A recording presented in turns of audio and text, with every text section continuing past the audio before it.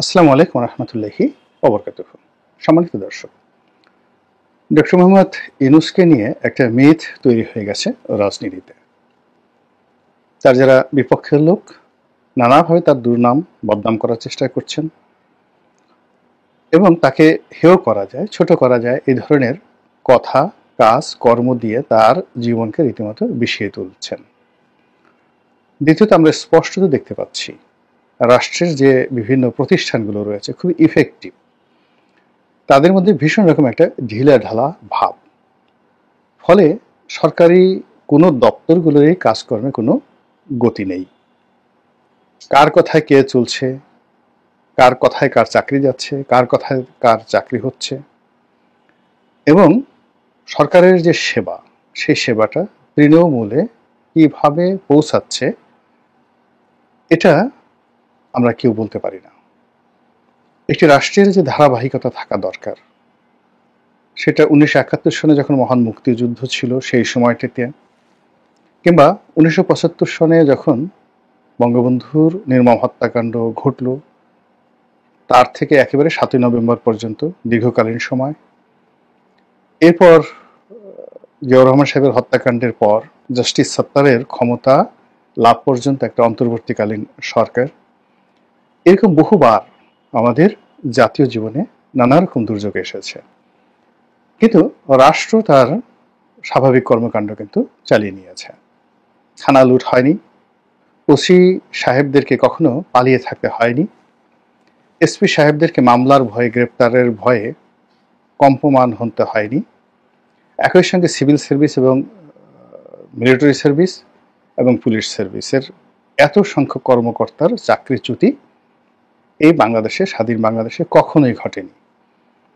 এখন শেখ হাসিনার যে 15 বছরের নির্মম শাসন, তার সময় অনিয়ম এবং তাকে তাড়ানোর জন্য রাজনৈতিক দলগুলোর ব্যর্থতা এবং তরুণদের মধ্যে যে কোটা বিরোধী আন্দোলনের যে শক্তি, এই শক্তির সঙ্গে জনগণের সংযোগ এবং গণবিস্ফোরণ, এ সবই কিছু বাংলাদেশের জন্য বিস্ময়কর। কিন্তু এতে করে রাজনৈতিক সংকট তৈরি না হয়ে রাজনৈতিক সম্ভাবনা তৈরি হওয়ার অনেক সুযোগ ছিল, কিন্তু সেই সুযোগগুলো আমরা কেউ কাজে লাগাতে পারিনি। কেন লাগাতে পারিনি, এটা নিয়ে অনেক তর্ক করা যাবে। বিএনপি লাগায়নি, জামাত লাগায়নি, জাতীয় পার্টি লাগিয়ে নাই, এমনকি আওয়ামী লীগের যারা নেতৃবৃন্দ ছিলেন তারাও কিন্তু ভয় না পেয়ে 4 তারিখ 5 তারিখে যদি রিভোল্ট করে ফেলতেন শেখ হাসিনার বিরুদ্ধে, এবং তারা দাঁড়িয়ে যেতেন জনগণের কাতারে, হাজার হাজার নেতা কর্মী দাঁড়িয়ে যেতেন যেভাবে সেনাবাহিনী দাঁড়িয়েছে। কিন্তু পুলিশ সেনাবাহিনীর মতো ওইভাবে তাদের যে কর্মকাণ্ড তারা চালাতে পারেনি, এমনকি সিভিল সার্ভিস দাঁড়াতে পারেনি। কিন্তু 4 তারিখে যদি সিভিল সার্ভিস, পুলিশ সার্ভিস এবং আওয়ামী লীগের নেতাকর্মী তারা রাজপথে নেমে যেতেন, জনগণের সঙ্গে একটা ভিন্নতর ইতিহাস হতে পারত।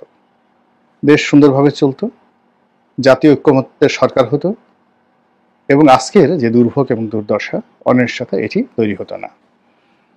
যা বলছিলাম, এত অনিশ্চয়তা তৈরি হয়ে গেছে যে 1 ঘন্টা পর আমাদের এই বাংলাদেশে কি ঘটবে আমরা যেভাবে জানি না, একইভাবে ক্ষমতার যারা কেন্দ্রে আছেন তারা কেউ জানেন না। বড় বড় সরকারি কর্তা তারা চেয়ারে বসে সারাদিন ইয়ানফসি করেন, রাতে গিয়ে তাদের আসলে ঘুম হয় না, এবং সকালবেলায় এসে চেয়ারে বসার পর তারা নিশ্চিত হন যে চেয়ারটা তাদের জন্য ঠিকঠাক আছে। কাজেই এই অনিশ্চয়তার কারণে কেউ মনোযোগ দিয়ে সুন্দরভাবে কাজ করতে পারছে না। এই অবস্থাতে অর্থনীতি রসাতল, তারপরে মানুষের মন এবং মানসিকতা বিষণ্ণতায় পরিপূর্ণ। এরপর রাজনীতির যে রাস্তাগুলো রয়েছে, প্রায় সব রাস্তার গতিপথ বন্ধ। ফলে চলমান যে সমস্যা, আপনি যদি 10টা গুরুত্বপূর্ণ সমস্যা ধরেন, 1 নম্বর হলো প্রতিটি রাজনৈতিক দলগুলোর মধ্যে অভ্যন্তরীণ সমস্যা দেখা দিয়েছে। এখন এই সমস্যা কিভাবে কাটিয়ে উঠবে, কতদিনে কাটিয়ে উঠবে আমরা জানি না। এটা হলো একেবারে প্রথম সমস্যা। বিএনপি, আওয়ামী লীগ, জামাত, জাতীয় পার্টি থেকে শুরু করে ছোট ছোট যত রাজনৈতিক দলগুলো রয়েছে, প্রায় সকলের মধ্যে ১ নম্বর সমস্যা হলো অভ্যন্তরীণ সমস্যা। ২ নম্বরে যে সমস্যা, সেই সমস্যাটা হলো যে রাজনৈতিক দলগুলোর মধ্যে পারস্পরিক বিরোধ। ৩ নম্বর সমস্যা হলো রাজনৈতিক দলগুলোর সঙ্গে সরকারের, অর্থাৎ অন্তর্বর্তীকালীন সরকারের সম্পর্ক। এরপরের সমস্যা হলো সরকারের সঙ্গে প্রশাসনের সম্পর্ক। তারপরে হলো সরকারের সঙ্গে বিদেশি যে বন্ধু রাষ্ট্রগুলো রয়েছে সেই সমস্যা। এইগুলোর উপরে ট্যাক্স কালেকশন, ট্যাক্স ডিস্ট্রিবিউশন এবং অর্থনৈতিক যে কর্মকাণ্ড, সবগুলোর মধ্যে এমন একটি স্থবিরতা চলে এসেছে যে যারা ক্ষমতায় আছে তাদেরকে প্রতি মুহূর্তে ভিন্ন তথ্য দিয়ে, তারপর ফুলিয়ে ফাঁপিয়ে নাটক রচনা করে, পুতুল নাচের রীতি কথা রচনা করে জনগণকে সামাল দিতে হচ্ছে। আর জনগণ সঠিক তথ্য এবং উপাত্ত না পাওয়ার কারণে তারা সঙ্গতি কারণেই দ্বিধাবিভক্ত, অস্থিরতায় ভুগছে এবং তারাও কোনো একটা বিষয়ে ধৈর্য ধারণ করতে পারছেন না। ঠিক সেই সময়টিতে দেশের প্রধান রাজনৈতিক দলগুলোর মধ্যে দুটো গ্রুপ হয়ে গেছে। একটি গ্রুপ যে কোনো মূল্যে ডিসেম্বর মাসে নির্বাচন চাচ্ছে, আর জাতীয় নির্বাচনের আগে কোনো অবস্থাতেই স্থানীয় নির্বাচন চাচ্ছে না। অপর গ্রুপটি ছোট ছোট রাজনৈতিক দলের সমন্বয়, অপর গ্রুপটি যাদের নেতৃত্ব রয়েছেন জামাত, তারা যে কোনো মূল্যে নির্বাচনটাকে পিছিয়ে কিংবা দীর্ঘমেয়াদে নিয়ে কিংবা আরও দীর্ঘমেয়াদে কোনো জটিল অবস্থার মধ্যে ফেলে এই নির্বাচনকে যতটা প্রলম্বিত তারা করতে পারবে ততই তাদের রাজনৈতিক অভিলাষ, রাজনৈতিক লক্ষ্য, তাদের কর্তৃত্ব সবকিছু তারা বাস্তবায়ন করতে পারবে। আর এই যে প্রধান দুটো রাজনৈতিক দল, এই প্রধান দুটো রাজনৈতিক দলের মধ্যে আরেকটি রাজনৈতিক দল ঢুকে গেছে, সেটি হলো কিংস পার্টি। এনসিপি বলা হয়, নাগরিক পার্টি, জাতীয় নাগরিক পার্টি বলা হয়ে থাকে। এটি ডক্টর মোহাম্মদ ইউনূসের প্রমোটেড একটি দল, সরকারি দল, রাজকীয় দল, এবং এরাই আগামীতে ক্ষমতার নিয়ন্ত্রণ চাচ্ছেন, ক্ষমতার কলকাঠি নাড়তে চাচ্ছেন, ক্ষমতায় আসতে চাচ্ছেন অথবা ক্ষমতায় থাকতে চাচ্ছেন। এবং এই কাজ করার জন্য প্রথাগত যে রাজনৈতিক শক্তিমত্তা দরকার, কর্মকাণ্ড দরকার, এটি এনসিপি বা জামাতের নেই। প্রথাগত রাজনীতি করার ক্ষমতা, আমাদের দেশের যেটাকে ট্রেডিশনাল পলিটিক্স বলা হয়, এই ক্ষমতা কেবলমাত্র আওয়ামী লীগের আছে আর বিএনপির আছে। তাহলে আওয়ামী লীগ এবং বিএনপির যারা প্রতিপক্ষ, তাদেরকে কি করতে হবে? কৌশল করতে হবে, কূটনীতি করতে হবে, নাটক রচনা করতে হবে এবং রাষ্ট্র ক্ষমতা, রাষ্ট্রশক্তিকে ব্যবহার করতে হবে, এবং সেই কাজটি তারা অত্যন্ত সুকৌশলে করে যাচ্ছে। আর সেই কাজ করার কারণে সরকারের সাথে ইতিমধ্যে বিএনপির নিদারুণ দূরত্ব তৈরি হয়ে গেছে।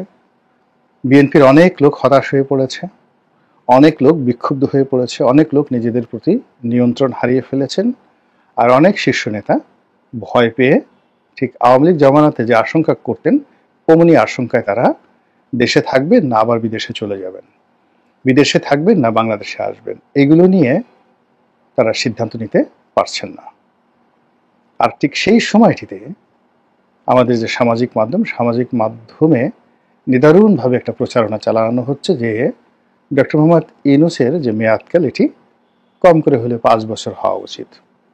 এর কারণ হলো রাজনীতিবিদরা খুব খারাপ, তারা কথা দিয়ে কথা রাখে না, এবং ডক্টর মোহাম্মদ ইউনূস যে সংস্কারের কথা বলছেন, তিনি দেশের উন্নয়নের জন্য যেভাবে কাজ করছেন নিঃস্বার্থভাবে, যেভাবে তার ঘুষ দুর্নীতির কোনো অভিযোগ নেই তার বিরুদ্ধে, এবং তার যে আন্তর্জাতিকতা রয়েছে, কাজেই তার সেই সকল যোগ্যতা, অভিজ্ঞতা, সুনাম এবং সুখ্যাতি, এগুলোকে ব্যবহার করে তিনি যে সকল জেমস অর্থাৎ রত্ন পাথর রূপী মানুষকে তার সরকারে অন্তর্ভুক্ত করেছেন, যারা স্মার্ট, লেখাপড়া জানে, ভালো বংশীয়, ঘুষ দুর্নীতির অভিযোগ নেই, এবং তাদের জীবনে সাকসেস রেশিও, সফলতার যে ইতিবৃত্ত অনেক অনেক বেশি প্রচলিত রাজনীতিবিদদের তুলনায়।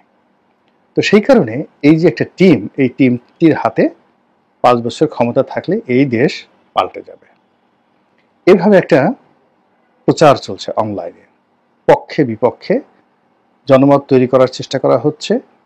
এবং এখন পর্যন্ত নির্বাচনের নাম বিএনপি, আওয়ামী লীগ, এই টোটাল নামগুলোকে এমনভাবে ট্যাগ দেওয়া হচ্ছে যে এরা ক্ষমতায় যেতে চাচ্ছে মূলত সুবিচামিলি করার জন্য। 2 নম্বর হলো, এরা ক্ষমতায় গেলে ডক্টর ইউনূসকে ছাড়বে না, এরা ক্ষমতায় গেলে জামাতকে ছাড়বে না, অন্যান্য ছোট ছোট দলগুলো তাদেরকেও ছাড়বে না। এরপর তারা এই পুলিশ হত্যা মামলাকে রিভাইভ করবে, থানা লুটকে রিভাইভ করবে।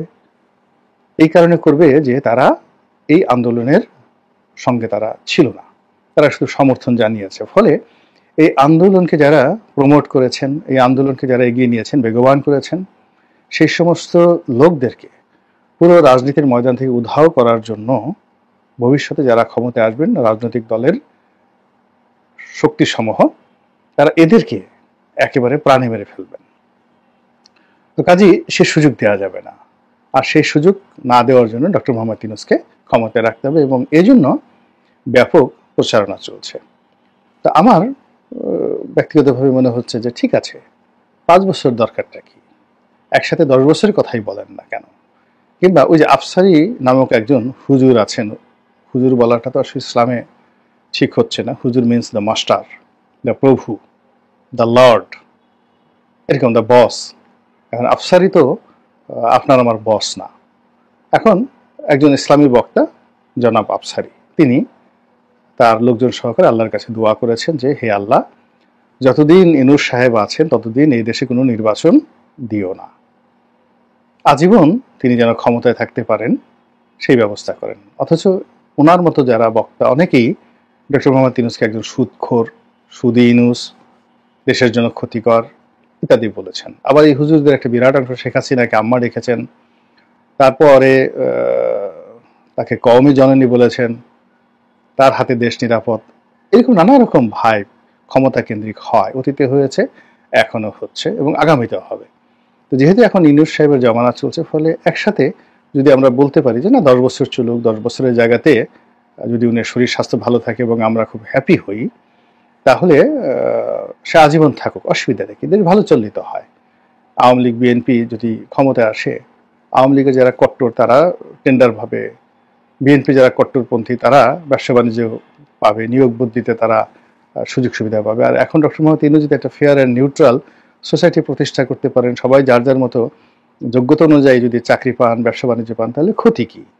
এই কথাগুলো নিয়ে যে প্রচার এবং প্রোপাগান্ডা চলছে, যা কিনা পুরো রাজনীতির অঙ্গনকে, আমাদের দেশের পারস্পরিক যে সৌহার্দ্যপূর্ণ সম্পর্কগুলোকে এবং আমাদের সমস্ত সম্ভাবনাগুলোকে, বিনিয়োগ থেকে শুরু করে শিল্প প্রতিষ্ঠানে নতুন বিনিয়োগ করা ইত্যাদি যা কিছু আছে সব কিছুকে এলোমেলো করে দিচ্ছে। ফলে আমরা খুব দ্রুত, মানে একেবারে পাগলা ঘোড়ার মতো সামনের দিকে না এগিয়ে ক্রমশ অন্ধকারের দিকে এবং পেছনের দিকে যাচ্ছি। আপনারা জানেন যে ভূতের পা থাকে পেছনে, ফলে ভূত সবসময় পেছনে যায়, ভূত পেছনে যায়। এখন আমরা যদি এইরকম একটা অস্বচ্ছ অবস্থার মধ্যে চলতে থাকি, তাহলে সারা দুনিয়া এগোতে থাকবে, কিন্তু আমরা পিছাতে পিছাতে একেবারে আদিম যুগে চলে যাব। মহান আল্লাহ আমাদেরকে হেফাজত করুন, রক্ষা করুন। আসসালামু আলাইকুম ওয়া রাহমাতুল্লাহি ওয়া বারাকাতুহু।